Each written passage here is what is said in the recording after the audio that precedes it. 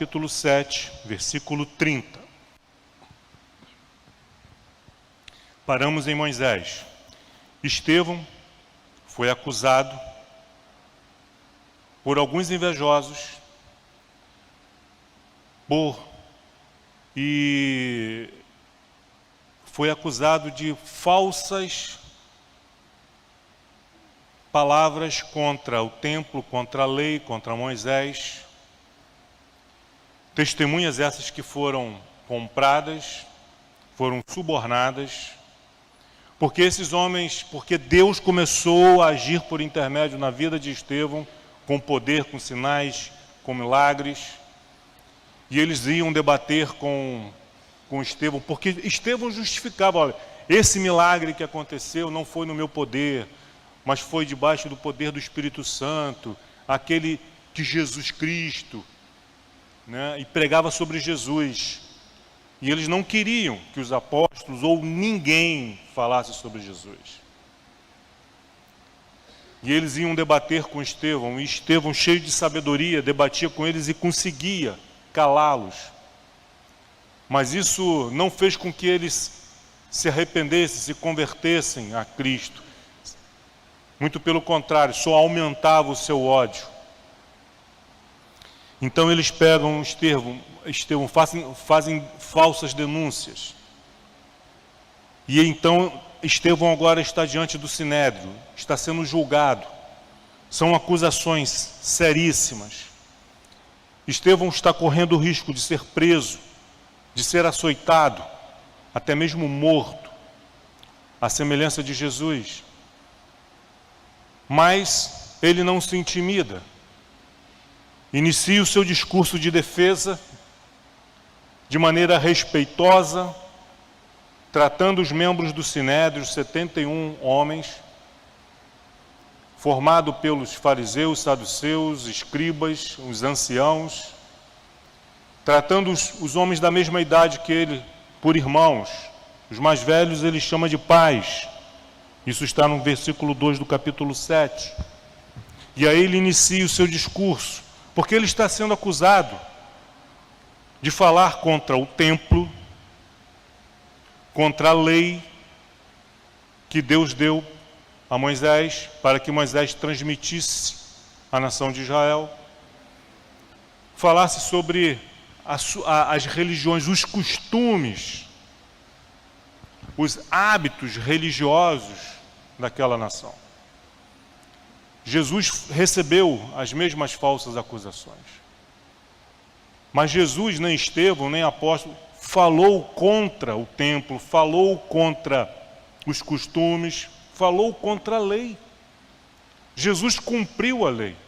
Jesus respeitava a lei. O espírito da lei. Por isso Jesus disse que a letra mata, o espírito vivifica. Na lei de Deus estavam os princípios, o conceito. Quando Deus diz para não roubarmos, para não mentirmos, não é para nós seguirmos isso porque Deus diz não, é porque Ele está nos ensinando que roubar e mentir, por exemplo, é errado, que isso desagrada a Deus. Então é um princípio. O nosso Deus é um Deus honesto, sincero, verdadeiro, Ele não mente e Ele quer que os seus filhos sejam semelhantes a Ele. É o princípio.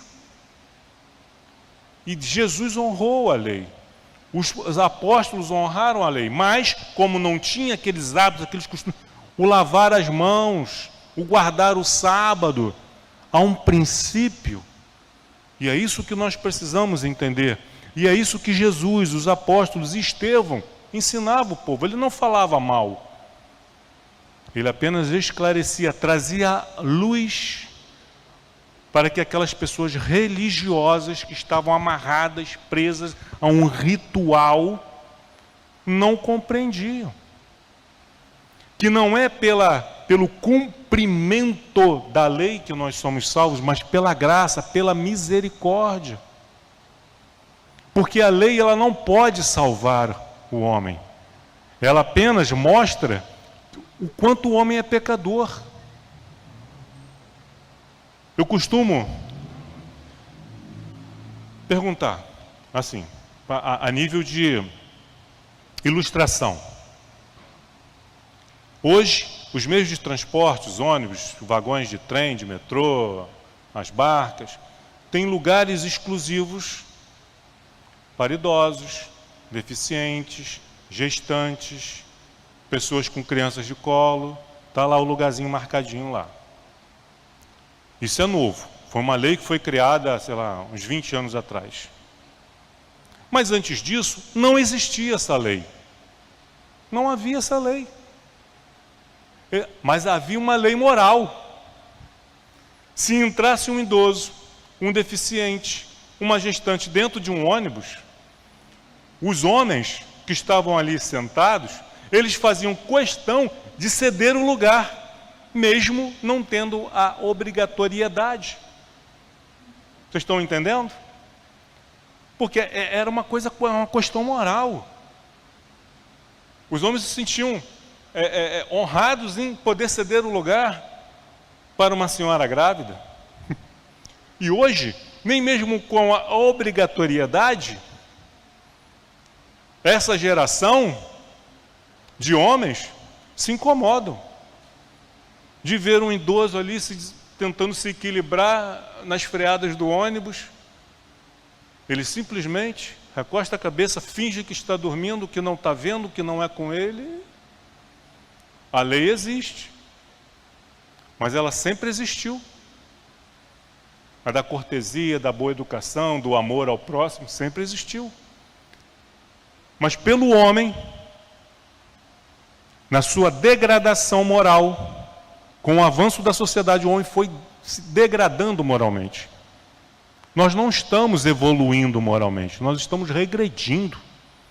Em muitos aspectos, nós estamos nos tornando como animais selvagens. Por isso a necessidade de tantas leis. Faça isso, faça aquilo, proibido. Por quê? São coisas tão óbvias. Não jogue o lixo na rua. É uma coisa, seria óbvio, mas não é. E mesmo sobre o risco de receber uma multa, as pessoas jogam. Estão nem aí. Todo mundo joga, eu vou jogar também. Todo mundo erra, eu vou errar também. Todo mundo mente, eu vou mentir também. Todos querem se dar bem, eu vou seguir o mesmo princípio.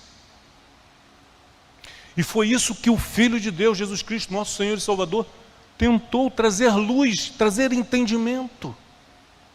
Mas ele foi acusado. Não, ele fala contra o templo. Ele fala contra a lei. O que ele dizia contra o templo? Que Deus não habita em casas feitas por mãos humanas. Que Deus quer habitar em você. Nós somos templos vivos. Esse prédio, ele não fala, ele não anda, ele não vive, ele não respira. Esse prédio por si só, esses tijolos, essa construção, não pode louvar a Deus, não pode servir a Deus, não pode glorificar a Deus. Você pode, nós podemos. Deus quer habitar em você, Deus quer realizar as coisas, quer que você seja um representante, um embaixador do seu reino. E é isso que Jesus falava. Vocês estão muito presos a objetos sagrados. Esse púlpito é sagrado, isso é sagrado, essa caixa de som é sagrada. Não. Quem tem que ser consagrado, separado ao Senhor, é você, sou eu, cada um de nós. De que adianta um teclado consagrado ao Senhor, se o tecladista não é? De que adianta um microfone consagrado ao Senhor, se quem está segurando ou falando através desse microfone não é consagrado? Quem tem que ser consagrado somos nós.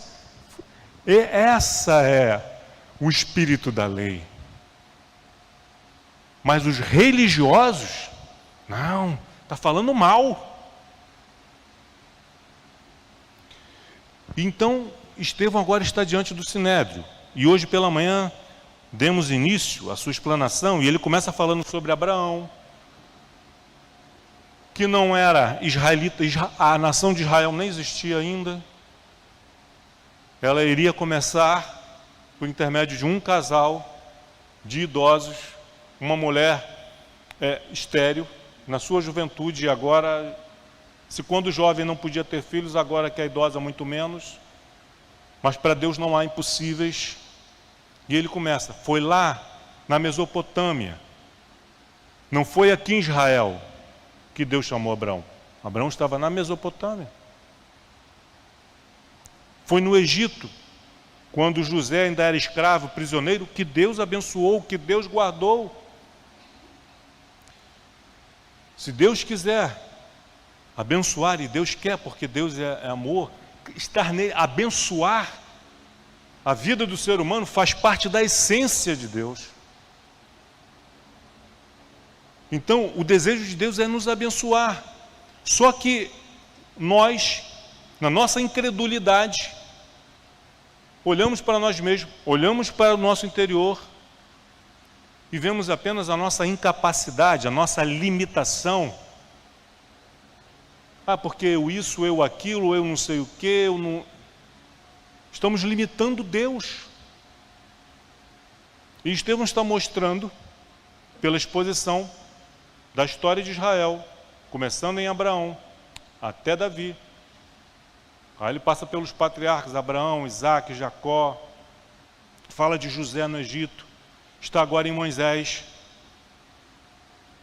Não é pela nossa força, não é pela nossa inteligência, não é pela nossa capacidade, que Deus não precisa. Deus usa quem Ele quer, a hora que Ele quer, na condição que aquela pessoa estava, como Ele usou José. Um escravo na prisão numa terra estrangeira. Deus usou. Deus chama. Porque Deus é Deus. É o Todo-Poderoso, o Senhor dos céus e da terra. Não está o seu poder. As religiões criam. Os deuses do monte, os deuses do mar, os deuses do deserto, os deuses da floresta, os deuses da cachoeira.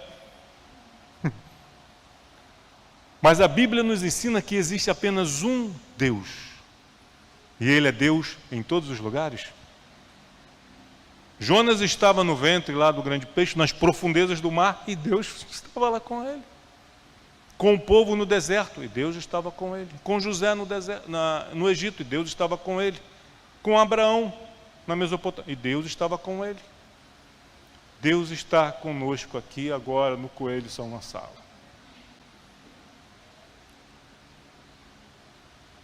Para nos abençoar. Para fazer grandes coisas, por que não? As pessoas poderiam olhar para Estevão. Estevão não fez parte. Estevão, ele faz parte daquele grupo de pessoas que se converteram ao cristianismo em Atos capítulo 2. Não conheceu Jesus nem pessoalmente, não faz parte daquele grupo restrito que conheceu Jesus pessoalmente. Ele não andou com Jesus, não fez parte dos 12 discípulos de Jesus. Não, mas Pedro andou, João andou, foi discípulo, foi chamado para ser apóstolo. Estevão não. É um judeu que nem fala hebraico, de língua grega. Nem nasceu no território de Israel, nasceu fora do território de Israel. Mas Deus não quer saber se você fala hebraico, grego, português. Deus busca homens e mulheres que o adorem em espírito e verdade, que queiram de fato conhecê-lo, de vê-lo face a face, de ouvir a sua voz, de serem transformados. Ao mesmo tempo, Estevão está mostrando pelas Sagradas Escrituras, além de não olharmos para nós de maneira negativa, limitando o poder de Deus, porque quando eu digo eu sou pequeno, eu sou fraco, eu sou isso, eu sou aquilo, eu estou dizendo que o meu Deus é do meu tamanho, porque Ele não pode fazer nada para mudar a minha história. Mas quando eu olho para fora também, olho para as circunstâncias, olha, eu moro num país do terceiro mundo, subdesenvolvido, uma economia que oscila, poderes que se alternam, ninguém se entende, no discurso fala uma coisa, na prática faz outra. O que Deus pode fazer pelo povo brasileiro, pela igreja brasileira, pela a sua igreja no Brasil? Não pode fazer nada. Pode. Ele não fez assim com Israel lá no Egito? Será que Deus deixou de ser Deus? Não, Ele continua sendo o soberano. E Estevão continua. E agora ele está em Moisés. Do livramento que Moisés recebeu aos 3 meses de vida. Aquele sistema que queria matá-lo agora sustentou por 40 anos. Ele pensou, é na força do meu braço que eu vou libertar o meu povo. Deu errado. Foge. Vai para Midian. Lá no deserto. Vai ter uma vida agora dura, bem diferente da vida que ele tinha lá no palácio. Passado 40 anos, Moisés agora com 80 anos de idade, versículo 30, diz assim a palavra do Senhor. Atos 7:30. Decorridos 40 anos, apareceu-lhe no deserto, no monte Sinai, um anjo, que entre as chamas de uma sarça que ardia. Aonde que Deus apareceu para Moisés? No deserto, no monte Sinai. Se Moisés dependesse do templo, se Moisés dependesse de Jerusalém, para Deus falar com ele, estaria perdido. Na verdade, nós pensamos que nós fomos ao encontro do Senhor. Como foi? Conte-me, fale-me da sua experiência de conversão. Eu recebi um convite de um amigo, de um familiar, e eu fui na igreja. Não foi você que foi. Deus foi ao seu encontro e trouxe você. Não sei se foi na igreja, foi uma mensagem que eu ouvi no rádio. Foi um colega de trabalho que falou de Jesus para mim. E com o tempo aquelas palavras foram entrando no meu coração. Cada qual vai ter uma experiência diferente. E aí vamos dizer, e aí eu tomei a decisão de entregar a minha vida para Cristo.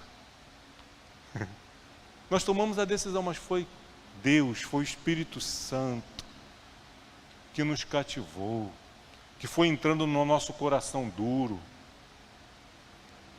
Deus usa as piores circunstâncias, ou as melhores. Pode ser o nascimento de uma criança, pode ser o óbito de um familiar. Deus pode se encontrar com você num momento perfeito da sua vida, onde você não tinha problemas e você se encontrou com Deus. Pode ser num momento de grande dor e sofrimento. E Jesus foi, e Deus foi ao seu encontro. Como é que foi o encontro de Deus com Moisés?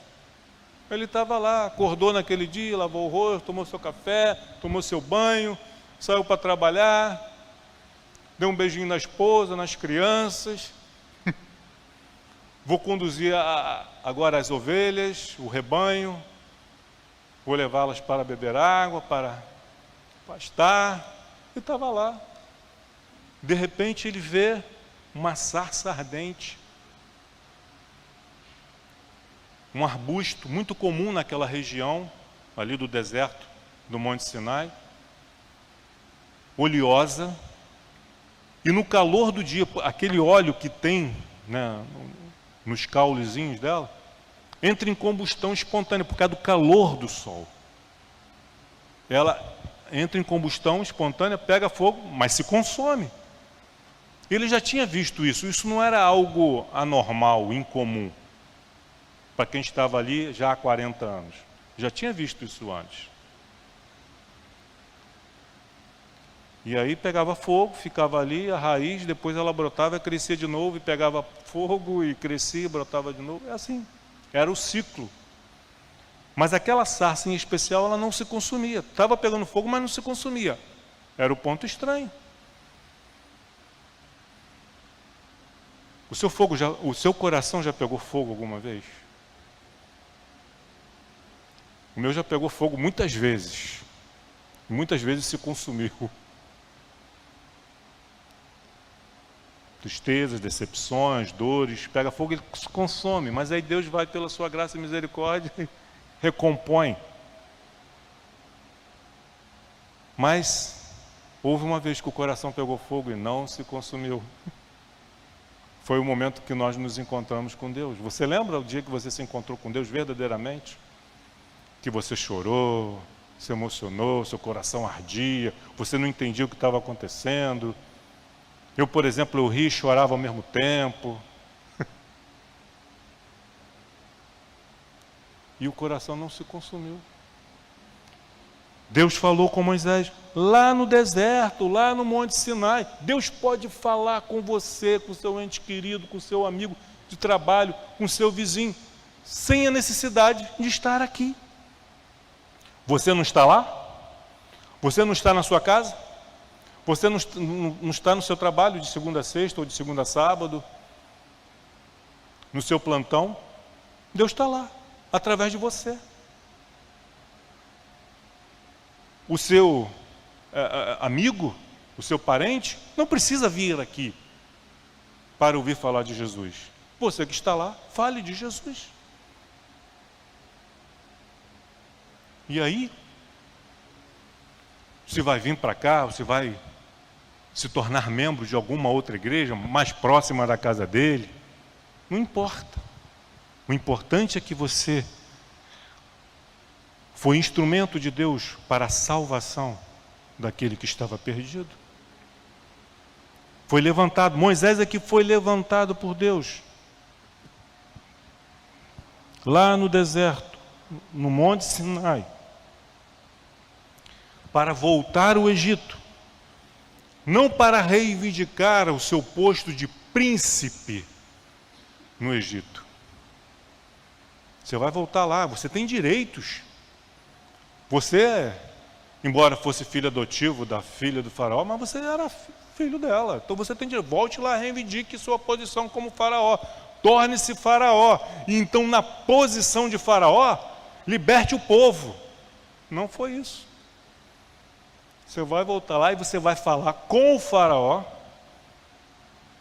que o Deus de Israel apareceu para você e te mandou para dizer a faraó: deixe o meu povo ir. Moisés, não vou fazer. Vai. Relutou. Deus o venceu. E Deus sempre nos vence. Não adianta. Com seus argumentos e suas demonstrações de poder. E ele foi. Relutante, mas foi. Ele não foi de peito estufado, de cabeça erguida, de dedo em riste, falando com o faraó, com algo. Não, ele foi debaixo da autoridade de Deus, mas foi. E aí tem a situação das pragas, e chega um ponto que o faraó não tem mais como deter o povo e deixa ele. Mas foi necessário ele passar por esses 40 anos no deserto. Versículo 36, 7:36. Demos um pulo aí.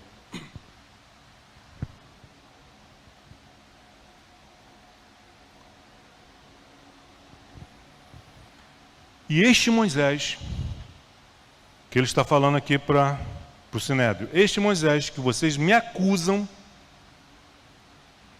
de falar mal contra, este Moisés, versículo 36, Este Moisés os tirou, quem? O povo de Israel, fazendo prodígios e sinais, aonde? Em Jerusalém? Não, lá no Egito. Assim como no Mar Vermelho e no deserto, durante 40 anos. Foi lá no Egito, foi no Mar Vermelho e foi no deserto que Deus cuidou, sustentou, livrou o seu povo. Não havia necessidade de estarmos em Jerusalém.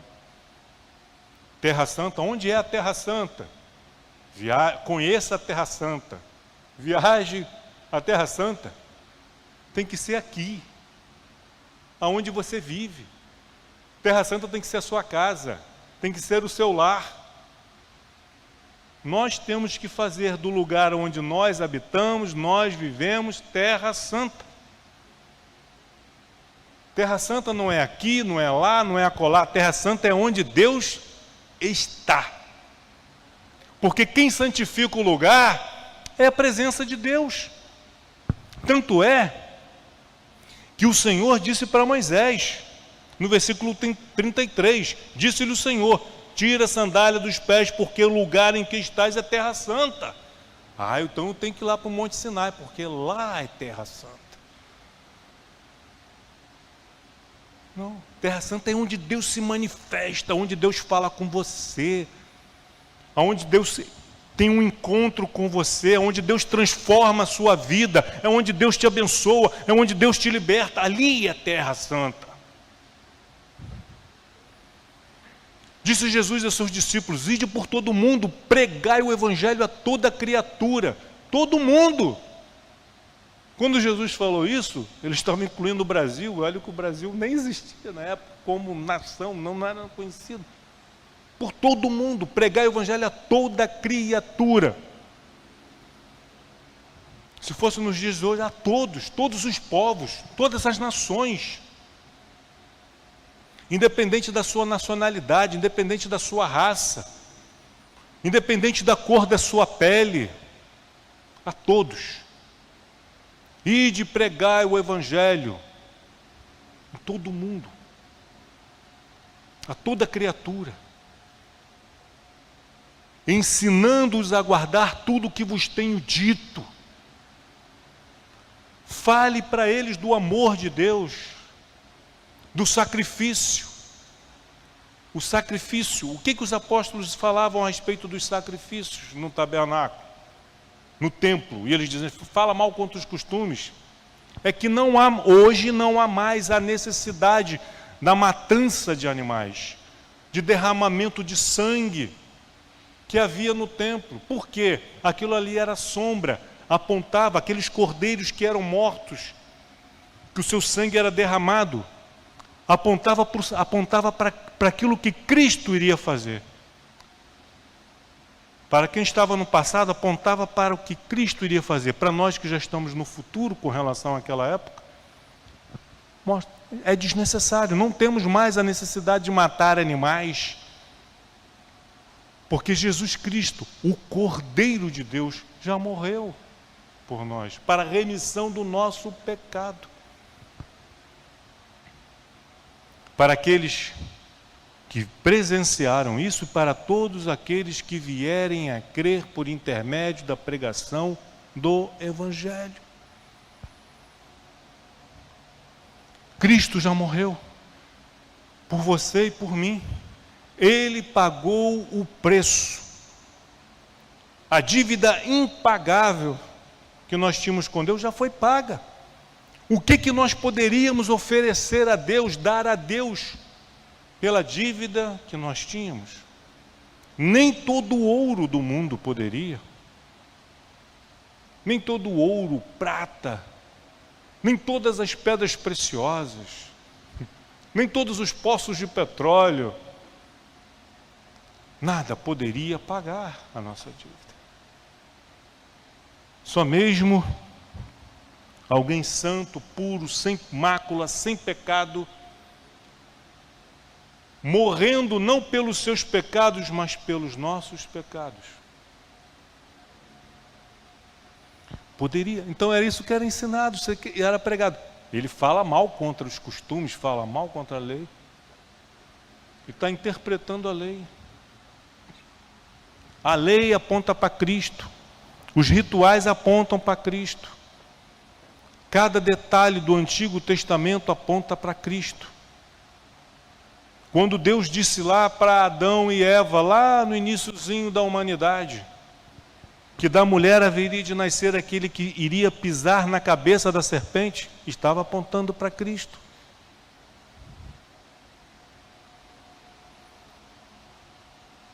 E Estevão prossegue. Voltando ao versículo 36. E este Moisés os tirou, fazendo prodígios, sinais na terra do Egito, assim como no Mar Vermelho e no deserto, durante 40 anos. Não faltou água, não faltou pão, não faltou carne, durante 40 anos no deserto.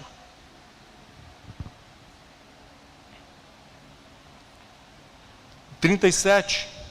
Foi esse Moisés a quem vocês dizem honrar, a quem vocês dizem seguir.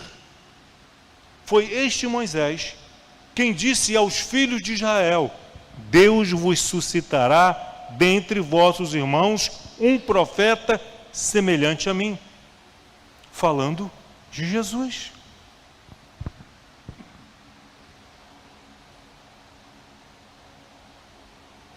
Mas o que aconteceu? E Estevão continua no seu relato, na sua defesa, e dizendo que o povo ignorou Moisés. Ao longo desses 40 anos, muita murmuração, muita reclamação, muitos inícios de revoltas. O povo, e ele diz, o povo não voltou para o Egito fisicamente, mas em seu coração. Versículo 39.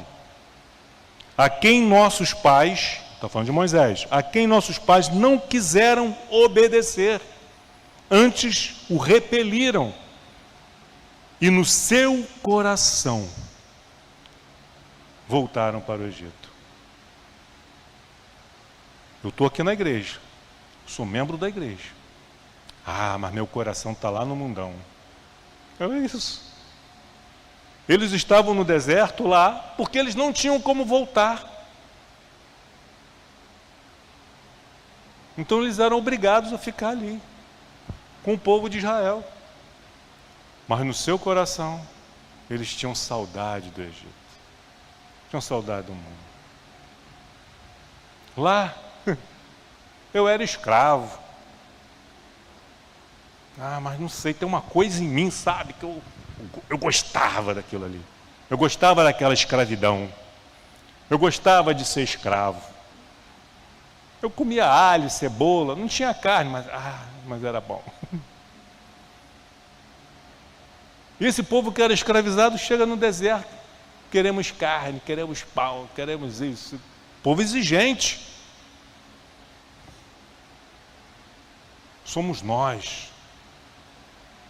É a natureza humana. Com muita facilidade nós olhamos para os erros desses homens e mulheres aqui nos relatos bíblicos e nós censuramos, nós condenamos, mas na verdade isso aqui está registrado para mostrar quem nós somos. Os acertos, os exemplos de fé, de coragem, de fidelidade, de integridade, desses homens e mulheres de Deus, que estão tanto no Antigo quanto no Novo Testamento, servem como exemplo a serem seguidos. E os maus exemplos para serem repelidos. E eles diziam, no seu coração eles estavam no Egito, e diziam, faze-nos deuses, queremos deuses. Mas este Moisés, a quem vocês dizem honrar, falou que Deus suscitaria dentre vossos irmãos um profeta semelhante a mim. Estava apontando para Jesus. E o versículo 42, 7:42. E nessa queda de braço, Deus instruindo, ensinando, corrigindo, repreendendo. Esse Deus amoroso, mas também usa da correção quando necessário, para o bem dos seus filhos. E ai de nós, se Deus não nos corrigisse. Ai de Deus, se Ele não nos repreendesse. Desculpa. Ai de nós, se Deus não nos repreendesse. De vez em quando, e quantas vezes já foi necessário Deus te pegar e te dar umas boas chineladas. Deus nunca precisou te dar uma chinelada, você é aquele filhozinho obediente o tempo todo, em todas as coisas. É necessário. E graças a Deus por isso. E o apóstolo Paulo vai dizer que Deus, como aquele pai que ama o filho, corrige. Esses pais hoje, moderninhos, que dá tudo que o filho quer, que concede tudo que o filho, todos os desejos do filho, não ama o filho. Porque a vida não é assim. Ele vai achar que ele é o dono da escola, que lá na escola ele vai querer mandar na escola. Não vai mandar. Vai chegar no trabalho, então ele não vai se adequar em parte alguma da sociedade. E aí vai se tornar um rebelde na sociedade. Ninguém me ama, ninguém me entende. Porque ele foi criado errado, mimado. Para que Israel pudesse ser exemplo para as outras nações, e esse era o objetivo de Deus, para que as outras nações pagãs, olhando para Israel, o cuidado que Deus tinha com Israel, eles sentissem o desejo, se sentissem atraídos por conhecer o Deus de Israel. Mas Israel, que era para ser exemplo, se tornou em muitos aspectos e muitas vezes semelhante às nações pagãs e em alguns momentos até pior. No livro de Reis, nós vemos isso, reis em Israel que cometeram barbaridades piores do que os reis das nações pagãs. E isso não ficou impune. Por isso que Israel várias vezes foi invadida por nações inimigas. Passaram pelo cativeiro da Babilônia, ficaram debaixo da Síria, da Grécia, de Roma. Por quê? O que diz aqui? Versículo 42. Por causa da rebeldia de Israel, mas Deus se afastou e os entregou ao culto da milícia celestial, como está escrito no livro dos profetas.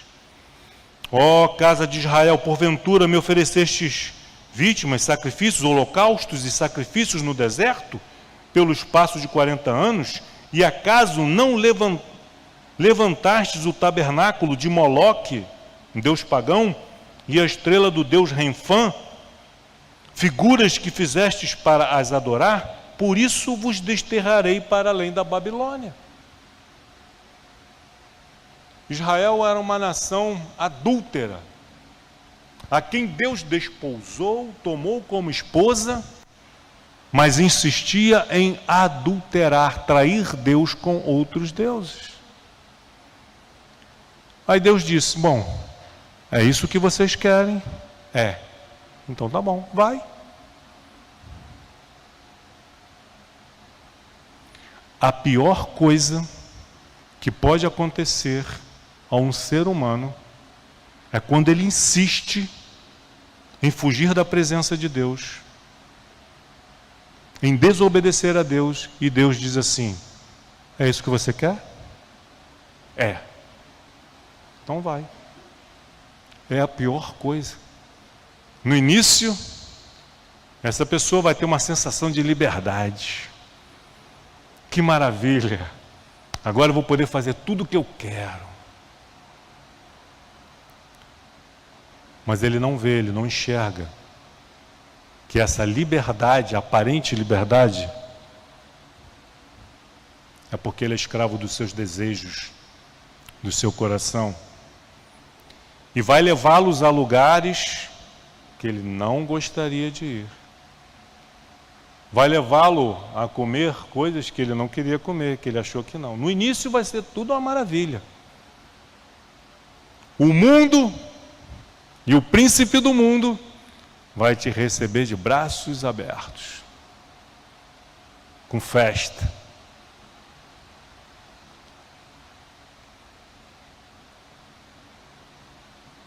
Muita bebida, muita dança, muitos prazeres, mas depois, quando você cai na realidade, vai estar comendo da lavagem dos porcos.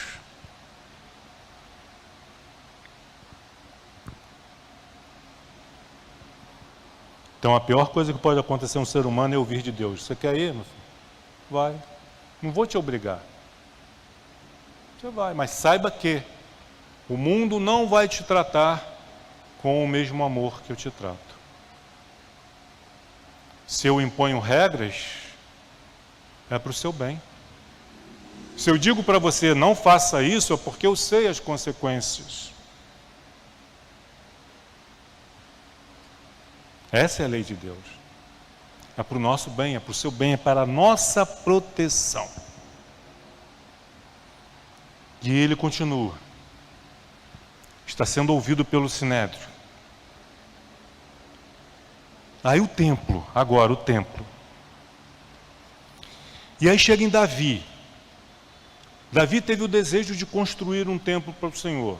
Deus disse, não, Davi, você não vai, porque você é homem sanguinário, já tem muitas mortes na tua conta. Eu perdoei todas elas. Você foi um homem guerreiro, mas você não vai construir para mim um templo. Quem construiu foi Salomão, filho de Davi. Versículo 47. Mas foi Salomão quem lhe edificou a casa. Versículo 48. Entretanto. Foi construída uma casa. Entretanto, queridos, não habita o Altíssimo, isso é o profeta Isaías. Não habita o Altíssimo em casas feitas por mãos humanas, como diz o profeta Isaías. Deus falando por intermédio da boca de Isaías. O céu é o meu trono e a terra estrado dos meus pés. Que casa me edificareis, diz o Senhor, ou qual é o lugar do meu repouso? Porque está falando de repouso? Porque Deus naquela época, né, segundo o entendimento deles, a casa do Senhor era um tabernáculo, que ora estava aqui, ora estava ali. Não, eu agora preciso de uma casa para Deus repousar, um lugar fixo.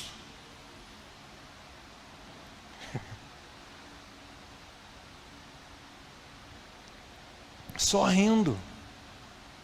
Hoje nós temos essa compreensão, hoje nós temos esse entendimento, essa visão, porque a palavra de Deus traz luz. O Espírito Santo aponta, nos mostra a verdade. Quem são vocês para me edificar uma casa? Eu preciso que vocês me edifiquem uma casa. Porque o céu é o meu trono e a terra está dos meus pés. Que casa vocês vão me edificar? Por mais linda que seja. Não tem como. Edificareis, diz o Senhor, ou qual é o lugar do meu repouso?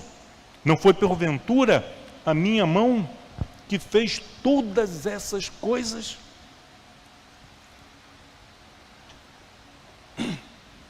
Quando nós olhamos para o céu, seja de dia ou de noite, a olho nu, à noite, nós vemos a lua, as estrelas, de dia nós vemos o sol, o céu azul, as nuvens brancas, as nuvens de chuva, a chuva, as estações do ano.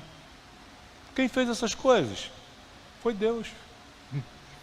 Quem sou eu para edificar uma casa para Deus? Quem criou o planeta Terra? E adornou com coisas tão lindas, florestas, rios, cachoeiras, mares, ilhas.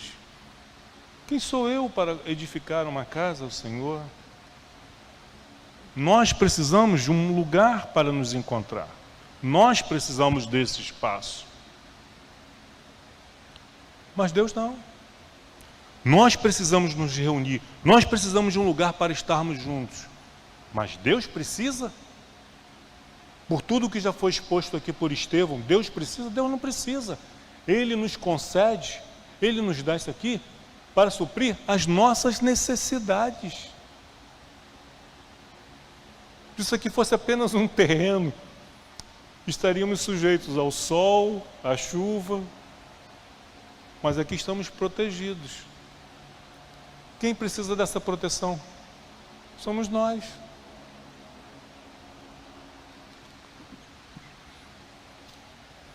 E agora, nos próximos 3 versículos, do 51 ao 53,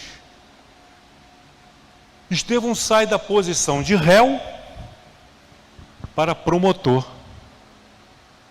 Ele deixa de estar, em momento algum ele esteve encurralado, intimidado pelo Sinédrio. Mas agora ele sai da posição de acusado para acusador. No início ele fala, irmãos, pais. Ele agora eleva um pouco o tom da voz, a dureza, para o discurso daqueles homens, 71 homens. E diz, homens de dura cerviz, seus cabeças duras, seus teimosos, homens de dura cerviz e incircuncisos de coração e de ouvidos. Uma coisa que trazia um orgulho religioso é que ele foi circuncidado ao 8º dia, conforme diz a lei. Eu não sou um incircunciso como um romano, como um grego. Eu fui circuncidado, eu sou um cumpridor da lei. Mas ele agora está sendo chamado por Estevão de incircunciso, não do prepúcio, mas do coração e do ouvido.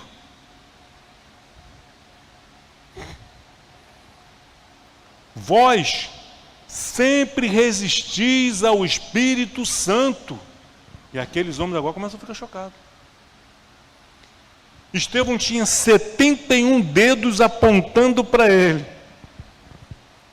E agora, Estevão, pela palavra de Deus, cheio do Espírito Santo, antes de alguém que possa falar, Estevão não podia ter falado isso. Era melhor que Estevão tivesse continuado com o discurso dele, ter parado por aí. Mas esse discurso que Estevão fez aqui, ele não fez pela sua força. Mas foi o Espírito Santo. Não sou eu que estou dizendo, é a Bíblia que diz que ele era um homem cheio de fé, de sabedoria, do Espírito Santo, cheio da graça, cheio do poder. Então ele está falando justamente aquilo que aqueles homens precisavam falar, ouvir. Ele está falando justamente aquilo que Deus queria que ele falasse, mesmo sabendo que aqueles homens não iriam gostar. Deus sabia que o resultado daquilo ali seria a morte de Estevão. Sabia. Então por que Deus não deu uma travada a Estevão? Estevão, fica quieto, não fala. Porque foi para esse dia, foi para esse momento em que Estevão foi preparado para cumprir com a sua missão. Dura missão, né? Dura. Mas quanto mais dura a missão que Deus dá a um homem e a uma mulher, maior é a recompensa. A quem pouco é dado, pouco é cobrado. A quem muito é dado, muito é cobrado. Ele recebeu muito. Ele teve um ministério muito rápido, mas poderosíssimo. Teve consequências sobre a sua vida? Teve. Ele foi morto, foi apedrejado. Houve consequências para a igreja? Teve. Porque depois desse discurso, e vocês verão isso nos próximos domingos, no capítulo 8, que isso suscitou uma perseguição à igreja que estava em Jerusalém.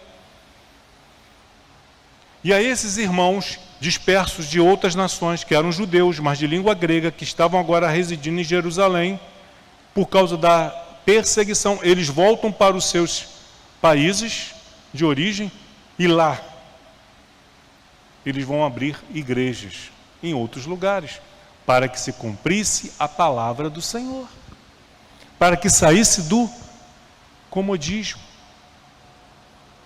Mas voltando aqui a Estevão, sempre resistis ao Espírito Santo, versículo 51. Assim como fizeram vossos pais, também vós fazeis. Vocês criticam os seus pais? Vocês estão fazendo a mesma coisa agora. Vocês dizem que se vocês vivessem naquela época, vocês não teriam matado os profetas, que vocês não teriam se rebelado contra Moisés. Mas vocês fizeram isso com Jesus. Vocês fizeram isso contra o Filho de Deus e estão fazendo isso contra a igreja. E vocês não conseguem ver isso? Porque vocês são homens de dura cerviz, incircuncisos de coração e de ouvidos, que resistem ao Espírito Santo, semelhantemente os vossos pais. Versículo 52. Qual dos profetas vossos pais não perseguiram? Vocês estão apenas repetindo os erros dos seus pais. Perseguiram a Jesus e agora estão perseguindo a sua igreja. Eles mataram os que anteriormente anunciavam a vinda do justo. Mataram aqueles que anunciaram a vida do justo, no qual vós agora vos tornaste traidores e assassinos. Os seus pais mataram quem anunciava a vida do justo, e vocês mataram o justo. E estão perseguindo e matando aqueles que anunciam que o justo já veio.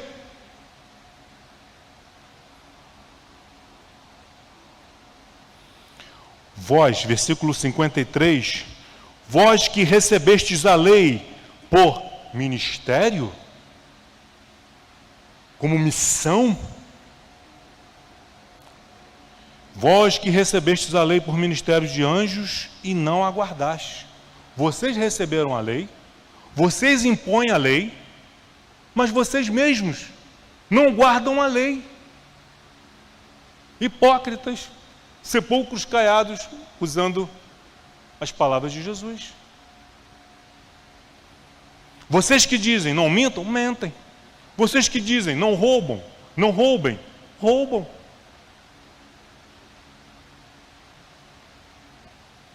Versículo consequência. Queridos, tenham em mente, eu falei isso pela manhã, eu vou repetir. Nós temos a inocência de achar que a manifestação do poder de Deus, de milagres, de uma palavra debaixo da inspiração do Espírito Santo, vai fazer com que todos se convertam. Não. Nem Jesus conseguiu isso. Todos os milagres que Jesus realizou, será que não havia unção nas pregações e nas mensagens de Jesus? Havia. Todos creram? Não. Muitos creram. Mas teve um grupo, alguns. Sempre haverá alguns que vão se rebelar. E esses alguns é a questão do fermento. Que Jesus falou, olha, cuidado com o fermento dos fariseus, cuidado com o fermento. Cuidado com o fermento que alguns ficam fomentando, lançando no teu ouvido. Ah, porque eu não concordo com isso. Ah, porque isso aí não está errado. Da mesma forma, vocês lembram quando vocês eram crianças? Crianças, pequenininhos. E seus pais diziam, né, para vocês fazendo determinada coisa que vocês não queriam fazer, vocês não entendiam, vocês ficavam revoltados. Ah, não, o dia que eu for pai, o dia que eu for mãe, eu não vou fazer isso. Eu não estou falando de coisas absurdas, não, estou falando de coisas boas. Ok? Orientações boas que nós recebíamos dos nossos pais, mas por sermos crianças, nós não entendíamos e ainda ficávamos revoltados e chateados de biquinho. Vocês lembram disso? Ou era só eu? Vocês eram tudo anjinho. E aí você cresceu,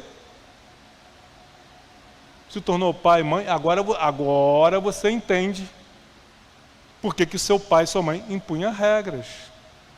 Você sabia que era para o seu bem. E aí você olha para o seu filho e você quer impor regras também para o bem dele, porque você ama. Mas ele, a semelhança sua e minha, não entende. Não acontece? É assim. Com Deus também. Nós não entendemos. Então entendam isso. Que nem sempre, por mais habilidoso que seja o seu discurso,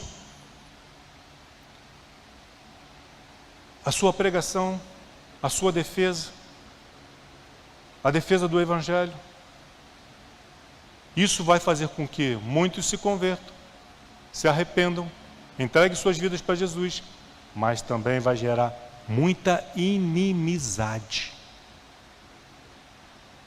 Os revoltosos vão se levantar contra você, vão começar a falar mal de você.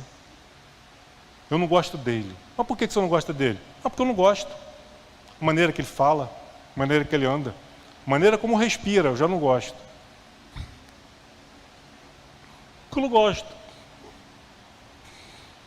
A maneira como ele ri e balança o ombro, eu não gosto.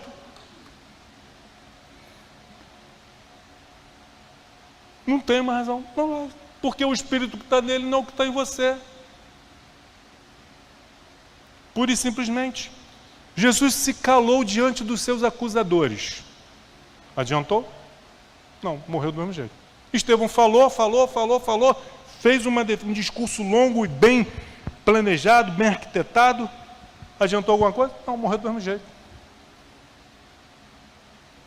Então, quando alguém está nos acusando por acusar, você pode ficar calado, você pode falar, espere pela inspiração de Deus, Deus vai te dizer, fale, ou Deus vai te dizer, não fale nada. Porque esse discurso aqui serviu para eles, serviu para a igreja ao longo de 2000 anos. Por que nós estamos lendo esse discurso de Estevão aqui? Porque ele proferiu. Se ele tivesse ficado calado, teria sido morto e apedrejado do mesmo jeito. E hoje nós não teríamos esse discurso aqui para estarmos meditando nas palavras de Estevão. Versículo 54. Ouvindo eles isto, enfureciam-se no seu coração e rilharam os dentes contra eles. Ficaram enfurecidos no coração, trincaram os dentes, queriam jantar Estevão. Mas Estevão, cheio de si, cheio de arrogância, foi isso aí que está escrito na Bíblia? Cheio de quê? Cheio do Espírito Santo. Então tudo que Estevão falou até agora foi debaixo da inspiração do Espírito Santo. Não havia nada de Estevão ali naquele momento. Se houvesse algo de Estevão ali naquele momento, Estevão teria ficado quietinho, ia jogar um papozinho para tentar sair dali. No máximo pegar uma prisão, um açoite, mas sai com vida. Mas Estevão, cheio do Espírito Santo, fitou os olhos no céu e viu a glória de Deus e Jesus que estava à sua direita. Cheios do Espírito Santo. Só um homem e uma mulher cheio do Espírito Santo pode ver os céus abertos. Ele não estava num lugar descampado, estava num lugar fechado, como isso aqui. Ele olhou e não viu o teto. Ele viu os céus abertos. Por mais negras, densas e pesadas que sejam as nuvens que estão sobre a sua vida, raios, trovões. Um homem e uma mulher cheio do Espírito Santo, ele consegue ver além das nuvens, como uma águia, ver além das nuvens e ver os céus abertos. Conseguem ver a glória de Deus. Mas Estevão, cheio do Espírito Santo. Se ele não estivesse cheio do Espírito Santo, ele não ia olhar para os céus, ele ia olhar aqui para aqueles 71 homens, e eles iam ver ódio em seus olhos. Ia ficar com medo, apavorado. Aquele semblante de anjo, que lá no início do capítulo 7 fala, aquela paz, aquela tranquilidade. Estevão estava sendo acusado e estava cantando calmo, sereno e tranquilo do grupo Logos. Estava ali. Porque estava cheio do Espírito Santo. Fitou os olhos no céu e viu a glória de Deus. E viu Jesus que estava à sua direita. E disse: eis que vejo os céus abertos e o Filho do Homem em pé à destra de Deus. Jesus não estava agora assentado à direita de Deus, mas estava de pé. Jesus não estava, ele não viu Jesus se sentado no trono de cabeça baixa, balançando a cabeça assim, como que censurando a fala de Estevão. Estevão está falando demais, fica quieto, Estevão. Não, mas ele viu Jesus de pé, à destra de Deus, aguardando por ele. Deus está aguardando, é agora. Vou poder receber o meu filho, o meu amigo, e dar um forte abraço. Estevão foi recebido por Jesus nos céus. Glória a Deus. E ele pôde ver isso e contemplar isso antes mesmo de chegar lá. E nós podemos, pela fé, crer que um dia, quando formos levados daqui para os céus, vamos nos encontrar com Jesus. E Ele não vai estar sentado num trono, assentado para nos julgar, para nos condenar. Mas Ele vai estar de pé, à destra do Pai, para nos receber com um abraço, com um beijo. Aleluia! Eis que vejo, versículo 56, os céus abertos, o Filho do Homem em pé à destra de Deus.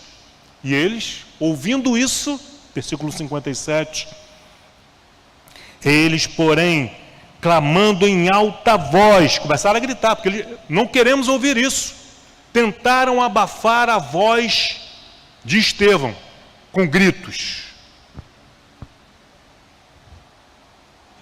Todos endemoniados. Clamando em alta voz, taparam os ouvidos e, unânimes, arremeteram contra ele. Começaram a gritar: cala a boca, eu não quero ouvir isso. Tamparam os ouvidos e foram para cima de Estevão. Assim é o mundo, queridos. Todos aqueles do Antigo Testamento, no Novo Testamento e na história da igreja que pregaram o Evangelho de Cristo, o genuíno Evangelho de Cristo, foram perseguidos. Quando nós vemos um ministério, um pastor, uma igreja sendo aplaudida pelo mundo, pode ter certeza que eles não estão pregando. Pode ter certeza, o mundo está aplaudindo, pode ter certeza, eles não estão pregando o Evangelho de Cristo. Há aqueles que são censurados e com razão. Mas se o mundo está aplaudindo, pode ter certeza que não é o Evangelho de Cristo. Porque não é isso que nós vemos nas Escrituras e não é isso que nós vemos na história da igreja. Nesses 2000 anos de história de igreja. Arremeteram contra ele. Versículo 58, e lançando-o fora da cidade, pegaram ele, levaram ele para fora, saíram arrastando para fora da cidade. Quantos quilômetros? Qual a distância? Eu teria que ter feito essa pesquisa aqui, não fiz. Me perdoe. Mas não mataram ele ali. Levaram ele para fora da cidade. A semelhança de Jesus. Foi morto fora da cidade de Jerusalém. lançando-o fora da cidade, o apedrejaram, morreu apedrado, uma morte lenta. As testemunhas deixaram suas vestes aos pés de um jovem chamado Saulo. Mais à frente nós vamos entender o porquê que Lucas cita Saulo aqui. Ele foi arrastado, foi linchado. No meio do caminho, foi recebendo tapas, chutes, cuspe, escárnio. As suas roupas, suas vestes foram tiradas, ele estava nu. Foi levado para fora da cidade, lá morreu apedrejado. As vestes lançaram, deixaram aos pés de um jovem chamado Saulo. 59, e apedrejavam Estevão, que invocava e dizia: Senhor Jesus, recebe o meu espírito. Quem fez uma oração semelhante como essa quando estava sendo morto? Que disse: Pai, recebe o meu espírito. Um cristão, quando está à porta da morte, ele não fica revoltado com Deus. Ele simplesmente olha, tem a tranquilidade, a paz, um semblante de um anjo e diz: Pai, recebe o meu espírito. Toma o teu filho e a tua filha em teus braços. Me recebe, Senhor. Ele entregou o seu espírito. Mas você que nos acompanha, você que está aqui presente e nunca entregou o seu espírito para Deus, nunca. Você que nos acompanha pela internet nunca fez isso. Você não precisa esperar até o último dia de vida para fazer isso. Até mesmo porque nós não sabemos quando será, como será, se teremos tempo. Então faça isso enquanto há tempo. Entregue o seu espírito, entregue a sua vida nas mãos do Senhor. Quanto tempo temos de vida ainda? Não sabemos. Mas faça isso hoje, caso você ainda não tenha feito. Não deixe para amanhã. Não temos a certeza do amanhã.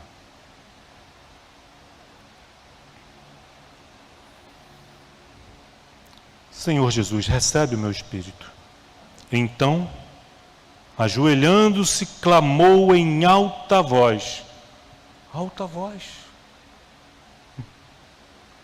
A mesma alta voz que quem acompanhava a crucificação de Cristo ouviu. Depois de horas pendurado no madeiro, desidratado, Jesus clamou: Eli, Eli, sabactani, e entregou o Espírito. Em alta voz, ele clamou em alta voz: Senhor, alta voz, porque aqueles homens teriam que ouvir o que ele estava falando com Deus. Ele estava liberando perdão para os seus algozes. E ele não era só para Deus ouvir, mas aqueles homens também precisavam ouvir. E ele disse: Senhor, não lhes impute este pecado. Glória a Deus. Às vezes nós liberamos o perdão para aqueles que nos ofendemos no silêncio do nosso quarto. E falamos assim: Senhor, perdoa aquela pessoa que fez isso. Mas é necessário que ela ouça da sua boca essa liberação de perdão. Ah, Vladimir, mas essa pessoa já morreu. Eu não tenho mais como dizer para ela que eu a perdoei. Diga para Deus. Mas se essa pessoa está viva, ela precisa ouvir dos seus lábios que você a perdoou. Sabe por quê? Sabem por quê? Porque Deus nos perdoou, mas não perdoou no silêncio dos céus. Ele proclamou a você e a mim esse perdão. Eu morri para vos perdoar, eu vos perdoo. Já pensou se Deus não tivesse nos comunicado esse perdão? Quando nós ouvimos isso de Deus, nosso coração fica em paz. O acusador, o diabo, já não tem mais poder. Você fez isso, você fez aquilo. É verdade, eu fiz, mas Deus me perdoou. Como é que você sabe? Porque Ele me falou. Então, perdoou, proclame em alta voz. Foi o que Ele fez. Em alta voz. Senhor, não lhes impute esse pecado, eu os perdoo. Com essas palavras, adormeceu. Porque o cristão não morre, ele adormece. Está dormindo. Todos aqueles que partiram em Cristo estão dormindo. Um dia irão acordar desse sono para viverem novidade de vida nos céus em glória. E Saulo consentia na sua morte. Quem é esse Saulo? Em breve descobriremos quem é esse Saulo, na continuidade do nosso estudo do livro de Atos.